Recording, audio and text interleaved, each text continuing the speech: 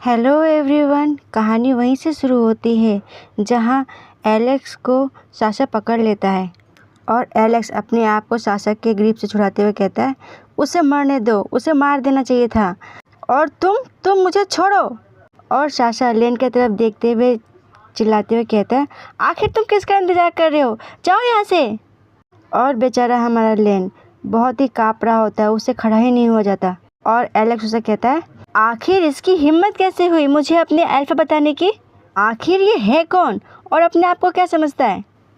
और बेचारा लेन अभी भी अपने आप को संभाल नहीं पाता है। वो लड़खड़ाते हुए गिरते पड़ते अपने आप को उठाने की कोशिश करता है और बेचारा उठने की कोशिश करते करते वापस से गिर जाता है।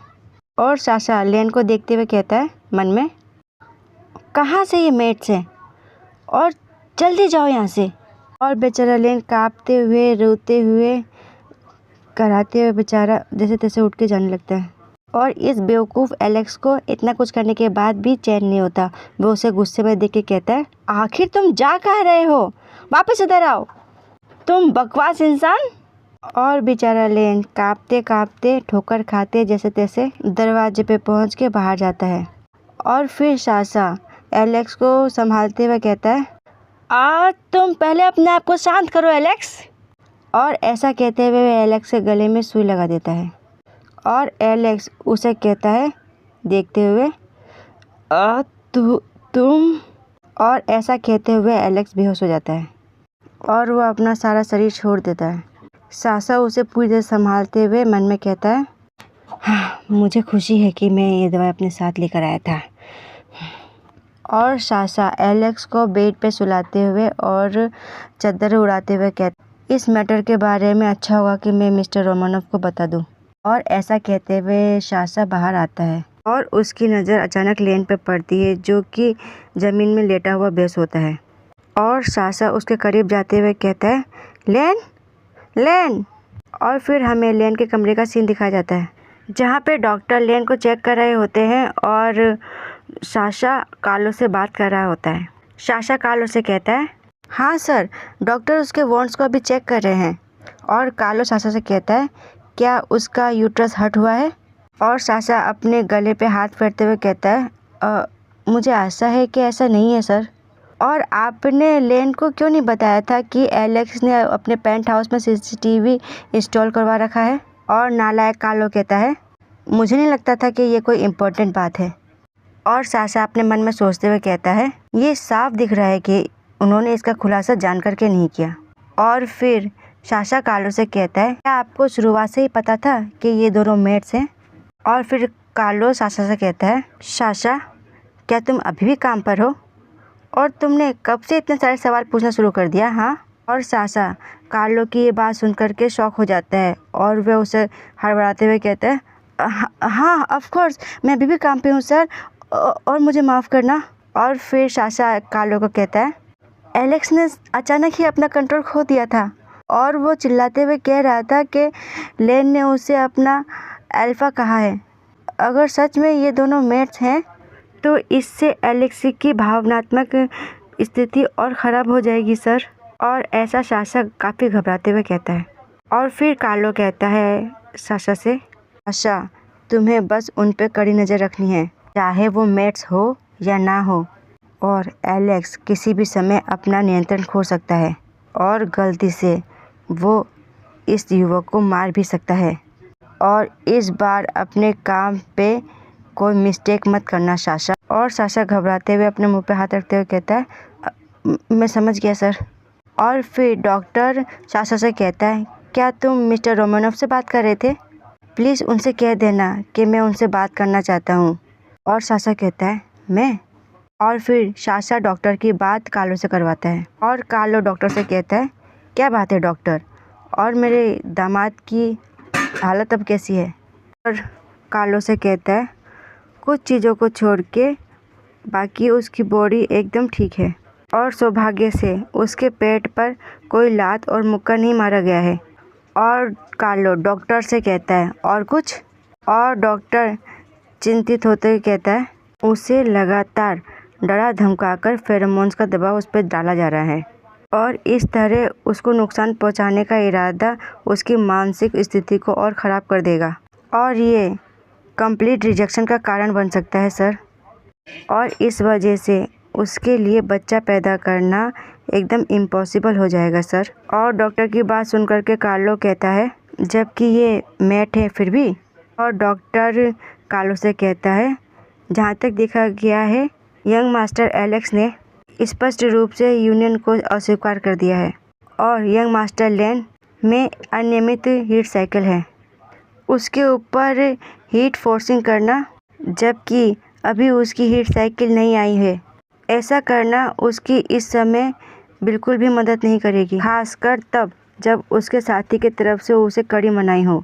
और कार्लो कहता है, अगर उन दोनों ने अभी फिजिकल रिलेशनशिप बनाई तो क्या इससे लेन की स्थिति ठीक हो पाएगी।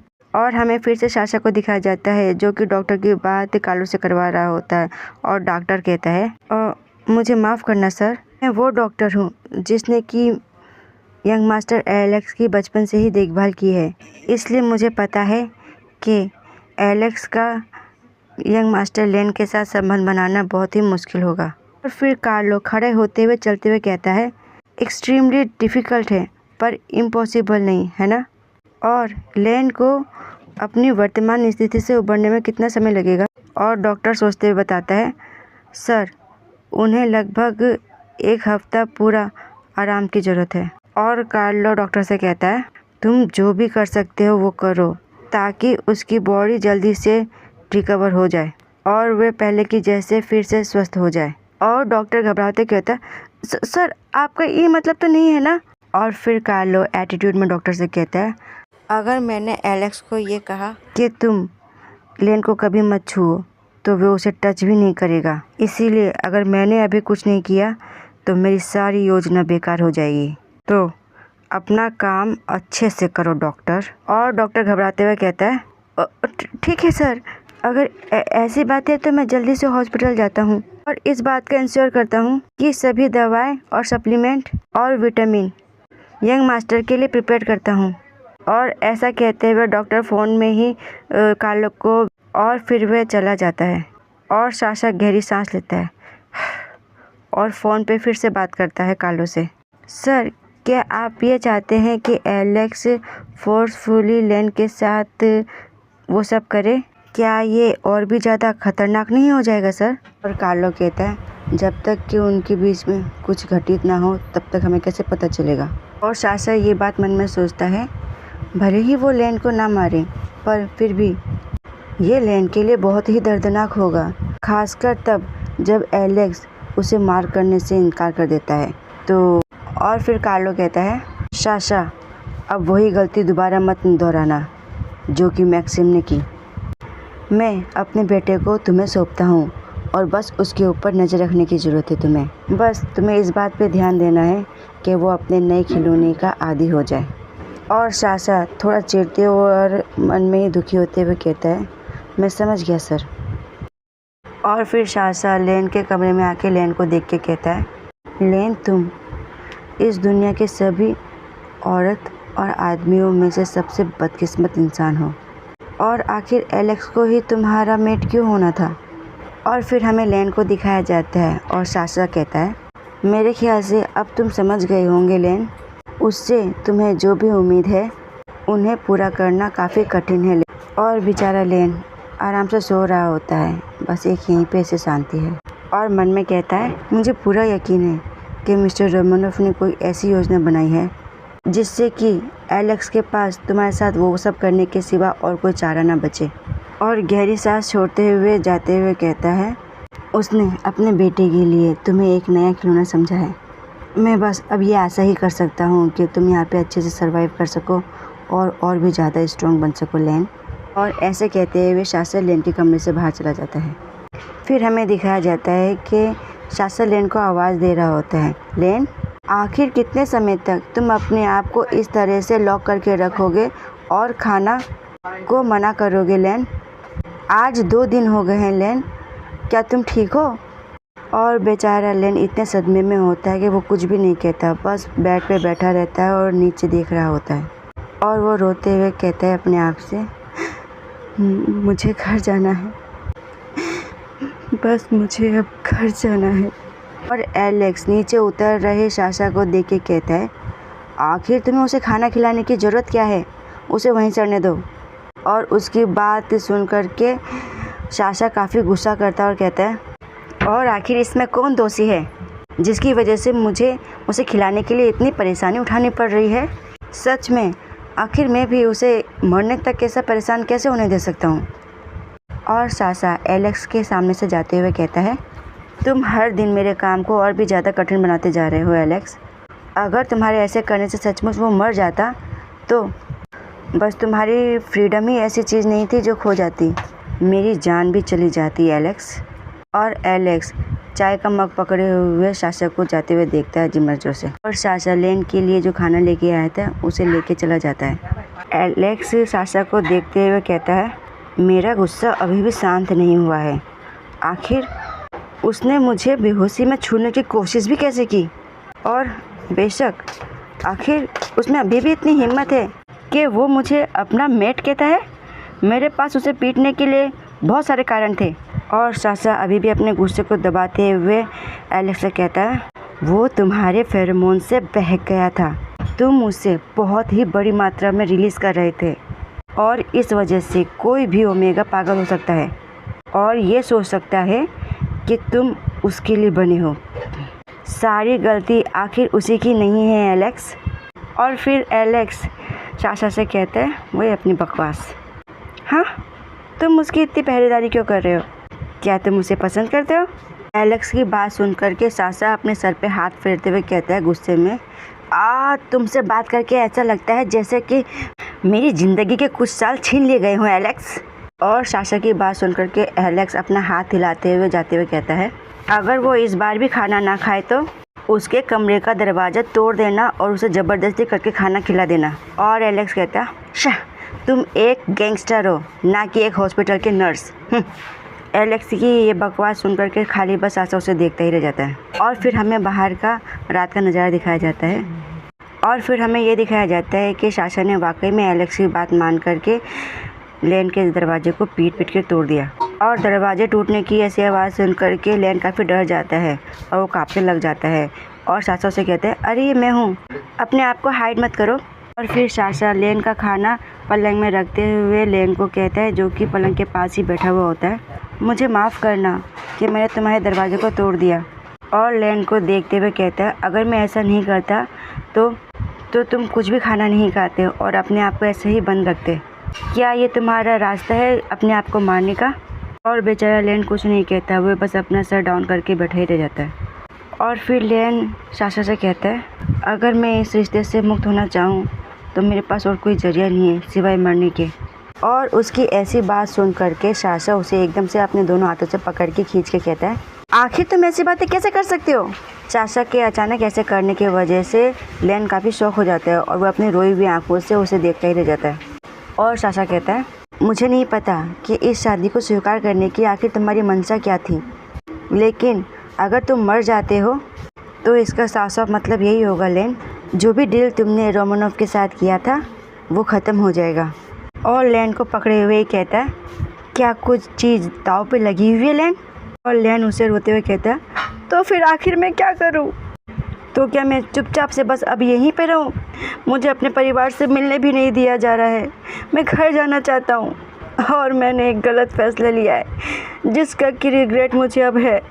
मैं ये सोच रहा था और मुझे ये लग रहा था कि मैं इसे संभाल लूँगा, पर हालात और भी बिगड़ते जा रहे हैं। और अपने आप को संभालते हुए साशा को पकड़ते हुए कहता है, और मुझे एक उम्मीद जगी जब मैंने ये जाना कि वो मेरा मेट है, तो मैंने अपने आप को यकीन दिलाया कि हाँ ये सही है, जिसे कि भगवान ने मुझे और उसे एक साथ रहने के लिए चुना है। हालांकि मुझे इस रिश्ते में खुशी की जगह सिर्फ तकलीफ़ों का ही सामना करना पड़ रहा है और मुझे नहीं पता कि आखिर मैंने ऐसे कौन से पाप किए थे कि मुझे उसके जैसा इंसान मिला। और हाँ, मुझे पता है कि उस रात जो हुआ वो मेरी सबसे बड़ी गलती थी, पर मैंने शुरू से ही अपने आप को रोकने की बहुत कोशिश की थी और फिर लेन अपने आप को संभाल नहीं पाता और वो सासा को पकड़े पकड़े ही गिर जाता है और सासा बस उसे खड़े खड़े देखता ही रह जाता है। और फिर लेन कहता है, और जो कुछ भी मेरे साथ हो रहा है वो मेरे ओमेगा होने की वजह से हो रहा है, और अगर मैं ओमेगा ना होता तो मेरे साथ ऐसा नहीं होता, मुझे ये सब झेलना नहीं पड़ता और मैं यहाँ ना होता। और अब मैं सिर्फ अपने परिवार के साथ रहना चाहता हूँ और अब मैं अपने आप को और एलेक्स को इस शादी से मुक्त करना चाहता हूँ। और हाँ, अब मैं ऐसा ही करूँगा। हाँ, मुझे पता है कि अगर मैंने ऐसा किया तो मेरे परिवार को सफ़र करना पड़ेगा। और फिर सासा झुक के लेन के आंसुओं को पोंछ के उसके चेहरे पे हाथ रख के कहता है, उसे समझाते हुए, लेन, ये सब अतीत की बात है और जो हो चुका है उसको हम बदल नहीं सकते। जैसे कि गिरे हुए दूध पे रोने से कोई फ़ायदा नहीं होता, वैसे ही तुम पहले के समय को वापस नहीं ला सकते लेन। और अगर तुम चाहते हो कि तुम अपने परिवार के साथ रह सको तो उससे पहले तुम्हें जीवित रहना होगा लेन। और अब ये ना सोचो कि तुम सब कुछ उनके लिए ही कर रहे हो, साला मत, और तुम्हें अपने लिए भी जीना है लेन। और लेन का हाथ पकड़ते हुए सासा कहता है, और तुम अब ज़्यादा मत सोचो और धीरज रखो, अब वैसे भी एलेक्स नाराज़ नहीं है। और फिर लेन घबराते हुए कहता है, क्या होगा अगर उसका पागलपन वापस से आ गया तो? और फिर सासा उसे कहता है, खाना उसके पास बढ़ाते हुए, तुम्हें अच्छा खाने की ज़रूरत है लेन और अपने स्वास्थ्य पर ध्यान देने की, तभी तुम उसे संभाल पाओगे। और सासा लेन को देखते हुए गहरी सांस छोड़ते हुए कहता है, मन में, मुझे आशा है कि अब तुम अपनी स्थिति को समझ सकते हो लेन। और सोचता है, एलेक्स पहले से ही इतना ज़्यादा टूट चुका है कि उसे तुम्हारे लिए ठीक करना बहुत ही मुश्किल है लेन। और मन में कहता है, हाँ, हालांकि मुझे नहीं पता क्यों, पर मैं चाहता हूँ कि काश तुम उसे बदल सको। और हमें एलेक्स दिखाया जाता है, वो भी किसी से फ़ोन पे बात कर रहा होता है। और यहीं पे ये पार्ट होता है समाप्त।